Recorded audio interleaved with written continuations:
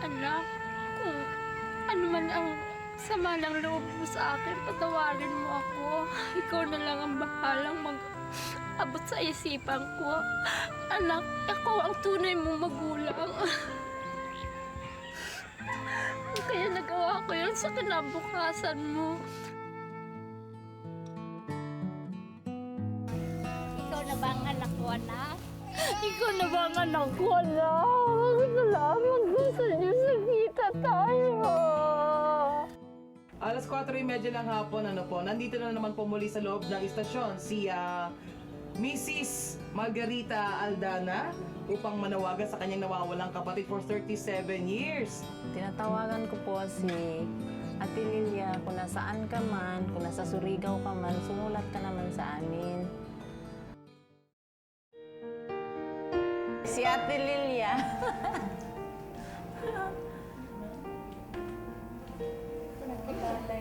Saan ba si Margarita? Ako, present, mataba na. Yun po siya.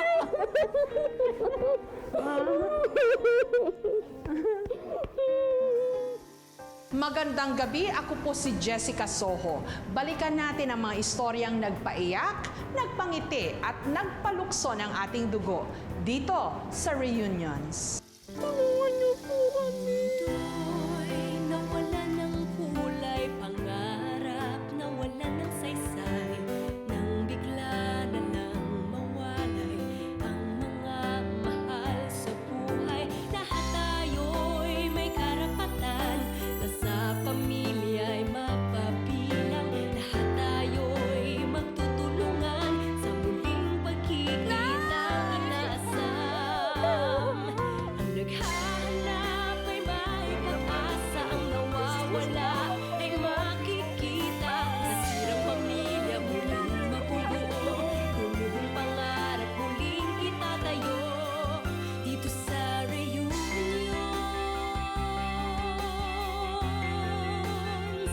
Dito sa Reunions. Susunod, Anak, kung ano man ang sama ng loob mo sa akin, patawarin mo ako. Ikaw na lang ang bahalang mag-abot sa isipan ko. Anak, ako ang tunay mong magulang. Dito sa Reunions. sipag at tiyaga ang puhunan namin sa paghahanap sa inyong mga nawawalang mahal sa buhay. Pero kung minsan, nahahaluan na rin ito ng swerte, kaya mas mabilis naming natutunton ang mga nawawala ninyong kamag-anak. Sa ganitong paraan namin nahanap ang ina ni Ryan.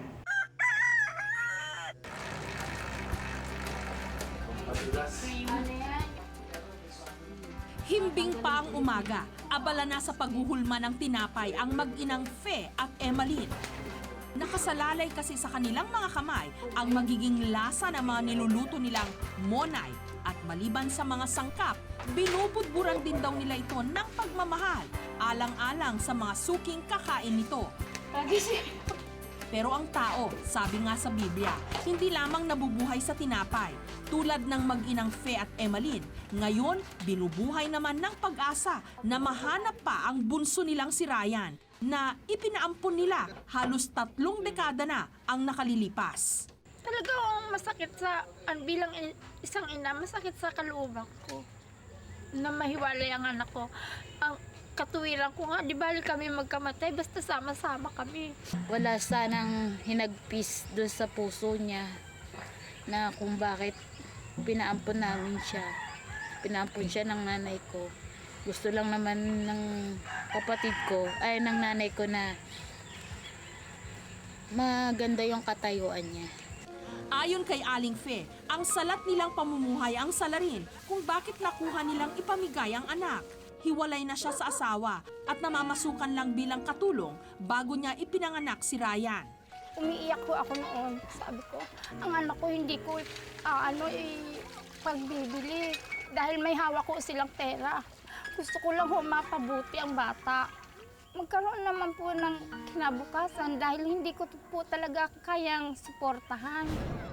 Kapitbahay lamang daw ng kanilang amo sa Caloocan ang umampon kay Ryan. Kaya kahit paminsan-minsan, nakikita nila ito hanggang sa ito'y nagbinata. Pero ni isang beses, hindi nagkalakas loob si Aling Fe na magpakilala sa kanyang anak bilang tunay na ina nito. Kaya sabi sa nanay ko, may tamang panahon, may tamang araw. Darating ang panahon na kung kikilalanin kayo, pasalamat kayo. Kung hindi naman, pasalamat pa rin dahil nabuhay siya ng matiwasay. Dahil hindi na nakaya ni Aling Fe na magpanggap na wala silang ugnayan ng ipinaampun niyang anak, nagpasya na lang siyang magpakalayo-layo at magparaya. Magtitiis ako hanggang kung saan ako makapagtitiis. Total, maayos na naman o siya. Basta ang mahalaga sa akin, napabuti naman po siya. Ngunit ngayong hindi na raw siya bumabata, gusto na raw niyang mahanap at magpakilala sa kanyang anak bago pa man mahuli ang lahat. Anak, kung ano man ang sama ng loob mo sa akin, patawarin mo ako. Ikaw na lang ang bahalang mag-abot sa isipan ko. Anak, ako ang tunay mong magulang. Kaya nagawa ko yun sa kinabukasan mo. Sabi nga, walang matigas na tinapay sa mainit na kape. At sinong puso ang hindi lalambot sa oras na marinig nila ang pagsusumamo ng isang nangungulilang ina.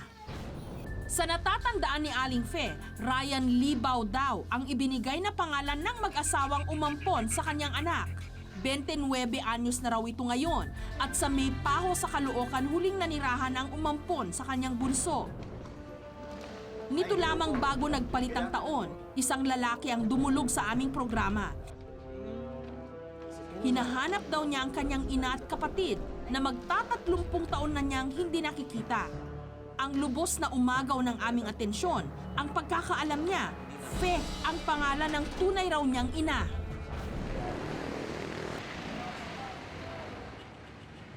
Ang lalaking yon ay si Ryan, batang Caloocan. Namulat sa katapangan ng bayaning si Andres Bonifacio, kaya't palaban sa mga pakikibaka sa buhay. Pero tila isang hamon ang halos nagpatumba sa kanya nung nadiskubre niyang ampun siya. I was 16 years old nung nalaman ko na adopted lang ako. Tapos, doon nga sa mga chismis lang.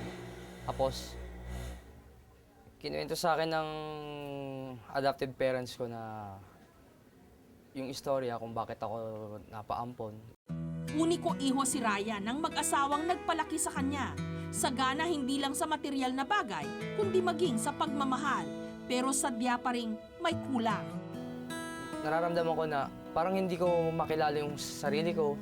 Kaya dapat talaga na talagang hanapin ko sila para lubos akong makilala yung sarili ko, pati yung mga kadugo ko.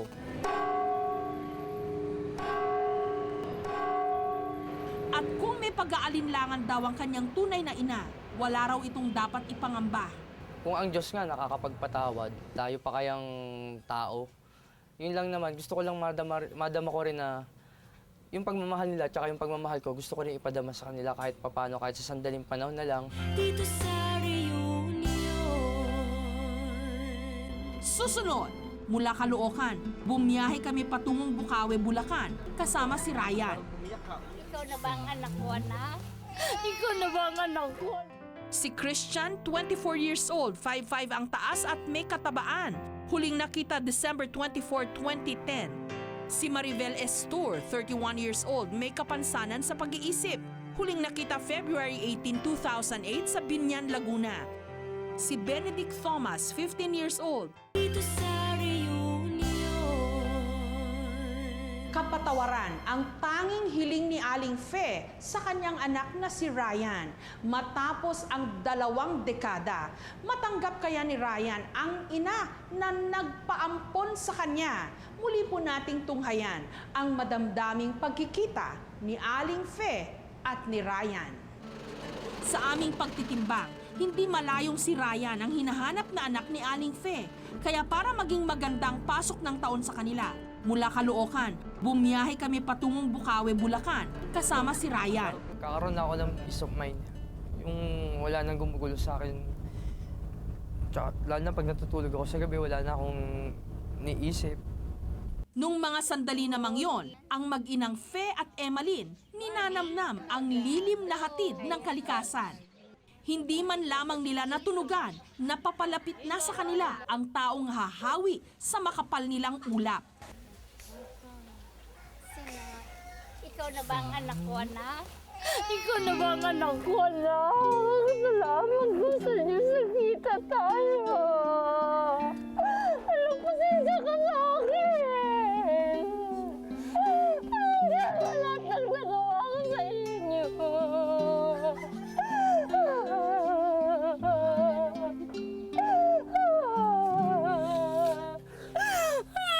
Pasensya na ako. Nagawa ko sa iyo, anak ko. Matagal ako nag-test na ganyan na pangyayari. Magandang ko ang magandang kinabukasan mo. Anak, may asawa ka na ba? Anytime na gusto mo ako makita, puntaan mo ako.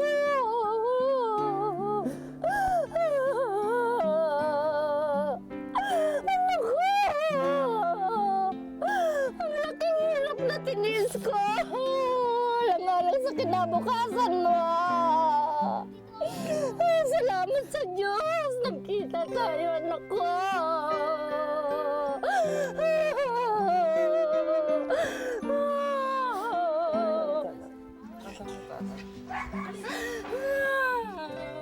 Ang ate mo ito. Ang tanikala ng 3 dekadang pangungulila, dali-daling tinunaw ng ilang segundong yakapan. Ang tagal ng tinis kong hirap sa iyo, anak. Pinagkait ka sa akin nang nagkuha sa akin ng daddy at mami mo. Hindi kita pinagbili sa salapi, hindi kita pinagkaloob ko sa kanila yung lahat na dahil wala silang anak, kundi ikaw lang. Sana anak, huwag mo. Wala akong sama ng loob. Kaya lang, nanap ko rin kayo nung February pa. Hindi na pagkakatulog. Sinabi sa'yo ng mama. Hindi ako pagkakatulog. Pinagtapat din sa'yo ng daddy mo. Hindi ko pa malalaman sa chismis. Chismis ang nagdala. Ang mga taon na inagaw sa mag-iina, pilit binabawi sa walang patumanggang kumustahan at kapatawaran. Papasalamat ako sa'yo kasi papasalamat ako kay God. Binigay ka sa sa magandang kamay, magandang sitwasyon. Pinalaki ka nila ng na yung lahat ng gusto mo, nabibili mo. Kaya sana huwag sumama. Huwag na lang ikaw, anak, sumama ang loob mo sa akin dahil talagang kung ano man kinasusuklan mo sa akin, tanggap ko na rin lahat. Dahil kung hindi kita ginawa ng ganon, ginawa ng paraan, mararanasan mo ang lahat na hirap na dinaranas ko sa ngayon hanggang sa ngayon. Hindi ka, wala ka sa kinatatayuan mo na iyon. Sabi ko, kung magagalit ka man, okay lang. Napakabuti ng Diyos. Salamat po Ba't sa ko kayo inyo. hanapin? Kung galit ako sa inyo, kung ba't ko kayo hanapin? Hindi ko sana kayo hanap kung galit ako sa inyo. Sabi kasi iba daw. Ayon kay Mother Teresa, mas mahirap maibsan ang kagutuman sa pagmamahal kaysa kagutuman sa tinapay. Kaya naman para sa mag-iinang Fe, Emalyn at Ryan, wala nang mas sasarap pa sa muli nilang pagkikita. Dahil sa wakas, ang pagmamahal na matagal na panahong ipinagkait na maipadama nila sa isa't isa, nakamit na nila at siyang bumubusog ngayon sa kanilang mga puso at kaluluwa. Dito sa reunion. Susunod, Kung naririnig man ninyo ang panawagang ito, sana alam ninyo na nandito pa ako, buhay pa, hindi pa ako nawala sa inyo. Mahal pa rin ko kayo. si Marie Chris Maroto, 16 years old, medyo mahaba at kulot ang buhok. Huling nakita sa Singalong, Manila. Si Rosalyn Bordago, 27 years old, medyo matangkad at balingkinitan ang katawan. Huling nakita taong 2007 sa Quiapo, Manila.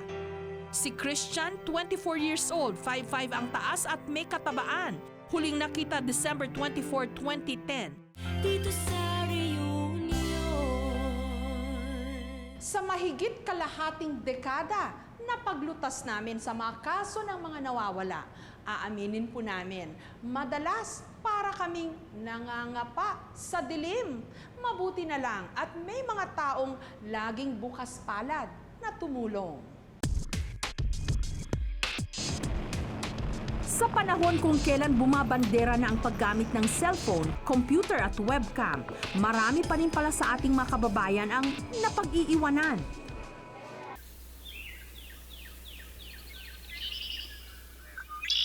DXOL 92.7 FM, tayo pa rin. Katulad na lang ng pamilyang ito sa bayan ng Upi sa Maguindanao. Magpahanggang ngayon kasi, pangunahin pa rin nilang libangan ang pakikinig sa debatirya nilang radyo.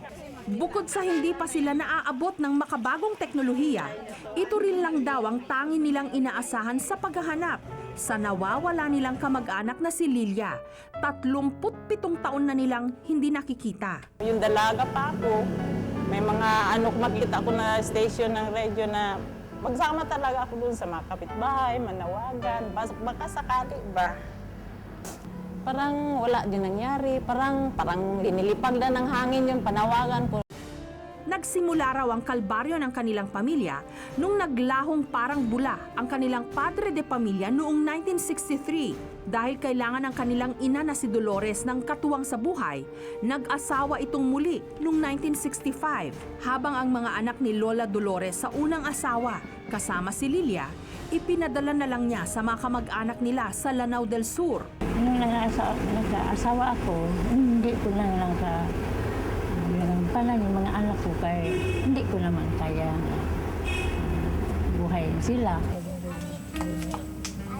Ang tila pag-abandona sa kanila noon ng kanilang ina, ang inisip na dahilan ni Margarita kung bakit maagang nag-asawa at nagpakalayo sa kanila ang kapatid niyang si Lilia. Siguro kung hindi siya nag-asawa ng pangalawa, baka buo pa rin siguro kami. Baka ang ate namin hindi siya mag-alis. Baka doon kami, siguro kaming apat, hindi talaga kami kahit saan na lang nagtira sa mga auntie namin. Sa malabang Lanao del Sur tumira si Lilia, kasama ang binuo nitong pamilya. Doon siya binibisita noon ni na Margarita. Yung 1974, pumunta kami ni Mamang, binibisita namin siya sa Malabang. Yun, lumipat na pala sila. Ay, nagkita kami sandali, mga ilan weeks lang yun. Lumipat na sila sa Surigao. Yun, nawala na kami ng balita sa kanya. Mula nung lumipat si Lilia sa Surigao, tuluyan na silang nawala ng komunikasyon dito. At doon na rin sila nagsimulang maging suki ng mga istasyon ng radyo para manawagan sa nawawala nilang kadugo. Makalipas ang halos mag-4 na dekada, sa araw na ito, muli na namang magbabakasakali ang mag-iina na manawagan sa istasyon ng radyo. Bibigyan daan ho natin ang isang panawagan po, no? Isang kamag-anak ng ating mga listeners siguro dyan sa kanilang lugar po at nanawagan po siya. Ate, kung nasaan ka, kahit medyo may pagkukulang ka sa amin, mahal ka namin ng mga kapatid natin, lalo-lalo ng nanay natin. Yun lang ate, sana magpakita ka naman, masulat ka. Yun lang hinihingi ko. Ngunit natapos na't lahat ang kanilang panawagan, wala pa rin silang nakuhang kahit na anong tugon na magtuturo sa kinaroroonan ni Lilia. Habang mayroon mga paraan na habang may mga radyo pa siguro, hanggang may mga TV, na hindi talaga ako sumusuko na manawagan pa rin ako habang ako'y nabubuhay. Sabihin man daw ng iba na hindi siya naging mabuting inahin sa kanyang mga inakay, nais pa rin daw patunayan ni Lola Dolores na hindi pa huli ang lahat para makabawi siya kay Lilia. Araw-araw man ginadasal ko yan sa simbahan nga gusto ko magkita kami. Katiis-tiis na ako sa iling ko sa kanya. Ang magkakapatid namang Marcela, Lita at Margarita, nagtatampo man sa kanilang ate Lilia, mas nananaig pa rin daw ang pananabik nilang makita ito. Nasasabik na kayo makita siya. Sana magkita kami. Kahit hindi niya nagampanan yung maging ate siya sa amin, okay lang. Basta magkita lang kami. Ate, mahal ka namin. Lagi mo alalahanin.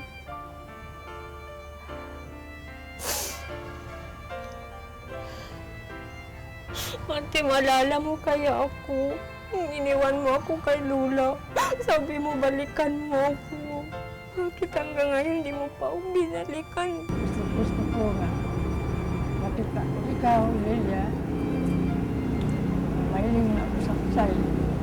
Sa pakikipanayam namin kay Lola Dolores, nalaman naming Lilia Usman Elicano ang buong pangalan ng kanyang panganay na anak. 54 anyos na raw ito ngayon. Sa pagkakatanda ni Lola Dolores, may peklat daw si Lilia sa kaliwang tuhod nito. At ang huli nilang balita, naninirahan daw ito kasama ang kanyang napangasawa sa Surigao. Agad nang nagsaliksik ang reunions at sa paghalukay namin sa talaan ng COMELEC, nalaman naming may isang Lilia Usman Elicano na kasalukuyang naninirahan, hindi sa Surigao, kundi sa Payatas, Quezon City. Agad naming tinungo ang nasabing lugar. Makalipas lang ang humigit kumulang 1 oras na biyahe, narating namin ang Barangay Payatas. Magandang umaga po. Sa programang Reunions po kami sa KTV Channel 11. Magtatanong lang po sana, may kilala po ba kayong Lilia Usman Elicano? Iyan ang Lilia. Abay, pinito ni Ate Lilia. Ilocano. Ito. Ay, saan po nakatira? Kasama naman po kami, te. Malayo pa po ba? Ay, nanay mo! Nanay mo, saan? Maya-maya pa, Magandang umaga po. Hinahanap po namin si Ma'am Lilia Elicano. Tanong lang po namin, pamilyar po ba kayo sa pangalang Dolores Tananquil? Tsaka Margarita, Lita, Marcela Usman? Opo, nanay ko yung Dolores. Yung Margarita, kapatid ko yan. Kapatid niya po yung mga ito. walang duda, kaharap na nga namin ang hinahanap na anak ni Lola Dolores, si Lilia. Kasi matagal ng panahon, hindi kami nagkita-kita. Kasi 4 lang kami magkapatid. Tapos ako ang panganay. Ikinumpisal ni Lilia, tampo raw sa kanyang ina ang dahilan kung bakit napabayaan niya ang kanyang pag-aaral at maaga siyang nag-asawa. Ayoko nang mag-aral, sabi ko ganun. Kasi parang na-discourage ako kasi yung nanay ko nga, nag-asawa siya. Parang malungkot ako nung time na yun. Parang wala na akong sa pag-aaral. At hanggang nag-asawa ako, nagkahiwalay-hiwalay, hanggang ngayon hindi kami nagkita. Hanggang sa yayain raw siya ng kanyang napangasawa na manirahan sa Maynila. Hindi ako nagsulat sa probinsya kasi hindi ko na alam yung address nila. Ang alam ko lang ng address doon sa tiyahin ko. Sabi ng tiyahin ko nung time na yun, nagkahiwalay-hiwalay sila, nag-aasawa na. Hindi ko na alam kung ano ang mga address nila, kaya hindi na ako sumulat sa kanila. Ang pagmamahal na inasahan ni Lilia na makukuha sa mga magulang at kapatid, kinuha na lang niya sa kanyang bagong pamilya. Pero noong 2004, namatay ang kanyang mister. Dito na sinampal si Lilia ng katotohanan. Nasa huli, wala pa rin siyang ibang babalikan kundi ang pamilyang minsan niyang tinalikuran. At kung magkita man kami sa mga panahon na to, yun, parang blessing siguro sa akin na kahit nawala yung mister ko, doon na ipupus ko yung saya ko sa mga kapatid ko. Tsaka sa nanay ko kung sakaling makita ko man siya. Kaya, tuwang-tuwa siguro. Ayan, hindi ko lang mga babanggit. Siguro, kung ako siguro ang makita ko sila ngayon, para siguro mas lalo ako parang tumama siguro ako ng loto. Batid ng mga anak ni Lilia ang pangungulila niya sa kanyang pamilya. Kaya't maging ang mga ito, gumawa ng paraan para matulungan ang kanilang ina. Pag binibigyan ako ng mama ko ng pera, dumidiretso ko sa internet cafe. Tapos hindi niya alam na hinahanap ko yung mama niya, yung mga tita ko. Pero every time na nasa-search ko na, natatype ko yung pangalan. Wala laging 0. Minsan nadidismaya ako kasi ito na nga lang yung alam ko na paraan para makatulong sa mama ko. Tapos yun, wala pang hahanap. Mabuti na lang at may naitabing litrato si Lilia ng kanyang mga naiwang kamag-anak sa Mindanao. Pero lalo lang daw itong nagpapaalala sa kanyang pangungulila. Kung naririnig man ninyo ang panawagang ito, sana alam ninyo na nandito pa ako, buhay pa, hindi pa ako nawala sa inyo. Mahal pa rin ko kayo. Kahit man tayo nagkatampuhan nung mga time na yon, masigit mahal na mahal ko talaga kayo. Lalo na ikaw, Ma. Wala na akong sama ng loob sa'yo. Mahal na mahal talaga kita, Ma. Sana, Ma, magkita man lang tayo. Pati mga kapatid ko. Ang hindi alam ni Lilia, oras na lamang ang binibilang at muli nang magtatagpo ang landas nila ng kanyang ina at mga kapatid. Dito sa reunions. Susunod, Saan ba si Margarita? Ako, present, mataba na. Yun bunso.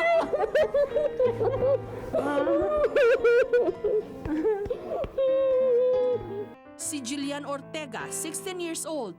Si Roberto de la Vega, 60 years old, may kapansanan sa pag-iisip, huling nakita March 10, 2008 sa Malvar, Batangas. Si Christian, 24 years old, 5'5" ang taas at may katabaan, huling nakita December 24, 2010. Dito sa reunions. Sa tuwing nasasaksihan namin ang muling pagkikita ng mga pamilyang nawalay sa mahabang panahon, walang pagsidlan ang aming saya.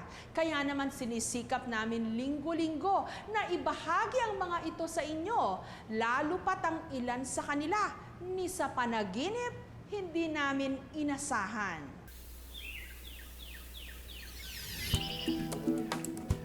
Nung sumunod na araw, binalikan namin si Lilia at isang sulat ang iniabot namin sa kanya.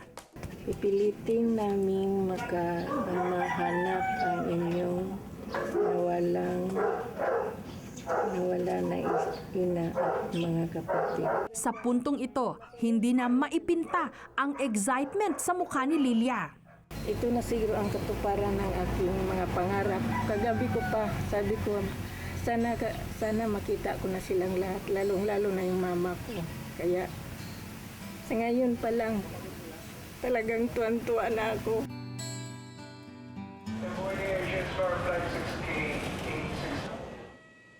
At dahil ayaw na naming patagalin pa ang pangungulila niya sa kanyang pamilya, agad na namin siyang isinama papuntang Cotabato. Balak naming pagkitain sila sa istasyon ng radyo kung saan madalas manawagan ang kanyang ina at mga kapatid.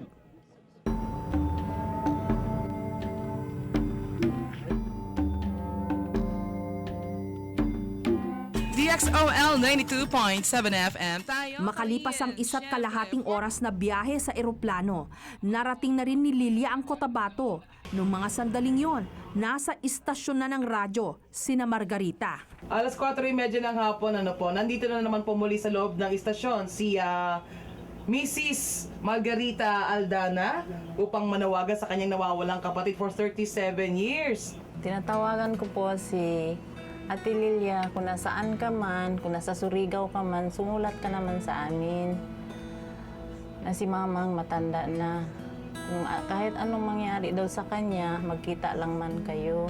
Magkita ka naman, nasaan ka, mag-text ka naman. Magkita na tayo. Lingid sa kaalaman ng magkakapatid, ang panawagang ito narinig na ni Lilia habang siya'y nasa biyahe. Sino po yung narinig niyo po kanina? Yun ang narinig ng kapatid kong bunso. Pero yung iba, hindi ko talaga nakakapag, hindi man nagsasalita. Ano pong plano niyo po ngayon na nananawagan po ngayon sa oras na ito ang pamilya po ninyo? Gusto niyo po bang puntahan ngayon? Puntahan na lang natin kasi narinig ko na talaga yung boses niya. Kasi tinawag niya akong ate. Matapos makapanawagan, nagpalipas muna ng oras ang mag-iina sa labi ng istasyon ng radyo. Ang hindi nila alam, sa pagkakataong ito, narinig na ng taong kanilang kinasasabikan sa loob ng 37 taon ang kanilang pagsusumamo. Si Ate Lilia.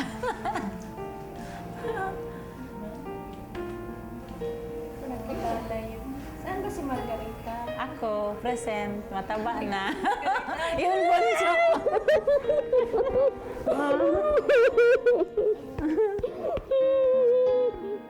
Ikaw ba si Margarita? Bunso namin, ah. Hindi ko na ngayon kilala sa tagal ng panahon. Si Mama. Dito si Mama.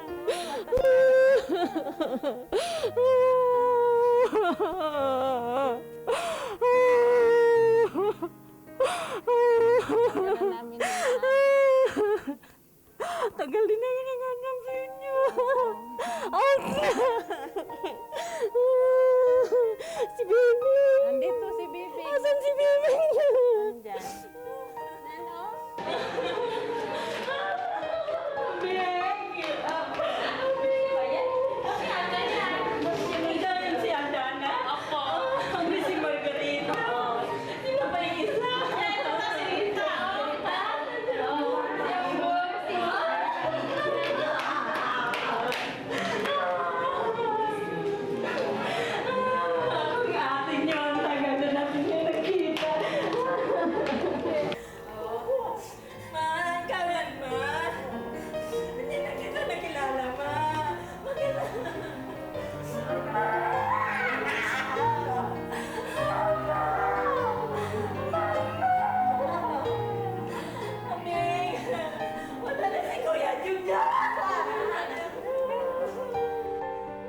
Sa muling pagkikita ng mag-iina, umagos ang luha ng pagpapatawad at pagpapakumbaba.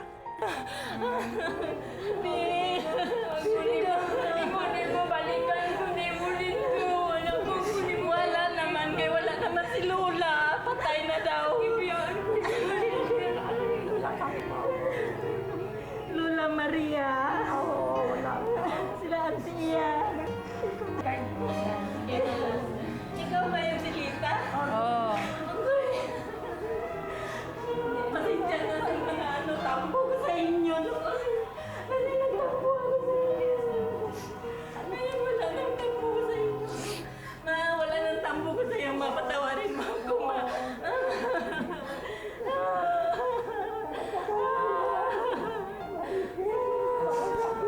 Madala ko pa ma-picture nyo, ma. Wala akong picture. Si Lola Dolores, tila naniguro pa.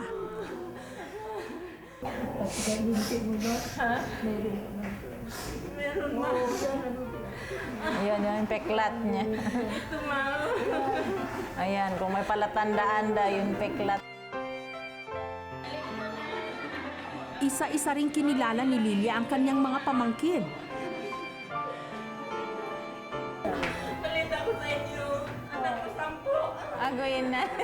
Kaya pala, akala ko anim lang. Ay, kasali-saya ko ngayon. Wala na yun mga problema ko nga. Ito lang yung hintay ko nga. Ganun ba magpayakap ka mo? Saya-saya ka mo. Ito nakita ko nila anak ko. 4 sila.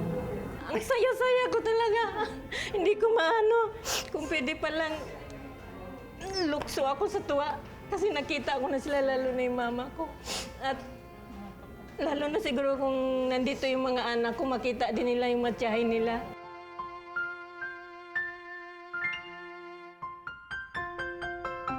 Dahil hindi nakasama ang mga anak ni Lilia sa kanya, ginawa namin ang paraan upang lubos nilang makilala ang isa't isa. Ayan, nakita mo na sila. Ayan, oh, nagkamayan. Nakita rin namin sila. Oh, yung lola mo nandyan, oh. Nakita rin namin. Oh. Dahil ako kayo pasalamat dahil nakita ko na sila. Masaya ka na. Masaya na.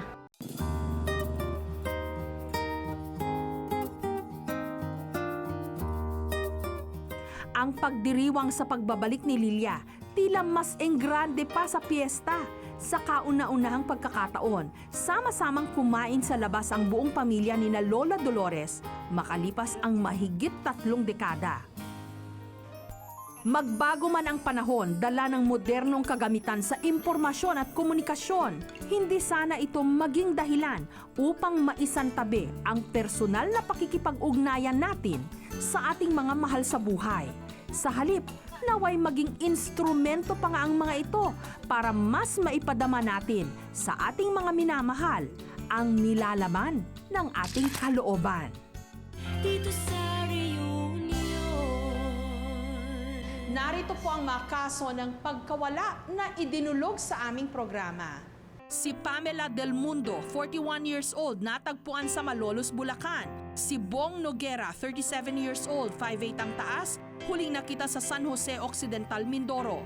Si Maria Dolores Inocencio, 18 years old, medyo mahaba ang buhok, huling nakita sa Sampaloc, Manila.